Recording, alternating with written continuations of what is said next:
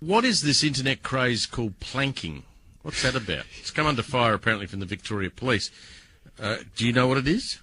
Well, I think it's where you balance on your inner core, your solar plexus, either on a very narrow protrusion or a long, slender pole. Like a plank. Like a plank, like Nadia Comaneci does on the uneven bars, not the uneven bars. The body's the plank, apparently. No, the body's not the plank. Apparently so. It would be, yes, because you've got to be as firm as a plank. Police have warned that dangerous stunts will not be tolerated and that planking on roads or public transport was dangerous and against the law. It's the breathtaking moment that shocked Australia. Sam Newman preparing for perhaps his dumbest stunt yet. On a balcony overlooking Melbourne's Docklands, the AFL Footy Show star climbs onto the railing 46 stories high and planks. With news choppers in the air, cameras on the ground, Newman lies horizontally across the corner of the balcony rails, as he bragged he would do only hours before on a popular radio program. Planking is surely one of the most ridiculous crazes we've seen. It involves simply lying flat on the ground or on an object. But the more publicity it's got, the more extreme it's become. We want to get the message out there to be safe and think before you plank. It wasn't Sam's first attempt at planking. He's demonstrated his dubious talent before, much closer to the ground. But there's nothing funny or clever about this latest exploit. It doesn't bother Sam that everybody from the Prime Minister down reckons this kind of behaviour is not only dangerous, but it also sets an extremely bad example for millions of young Australians. Acton fell to his death while planking from the 7th floor of this Kangaroo Point high-rise yesterday morning. The AFL footy star Sam Newman has denied that there was anything dangerous about a planking stunt that he recently performed himself.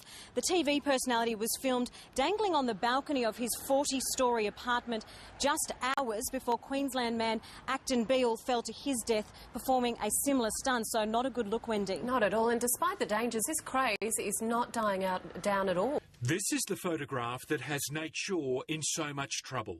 I thought I'd do one with a bit of risk and do a cop car. It's called planking, the latest Gen Y craze to sweep the world.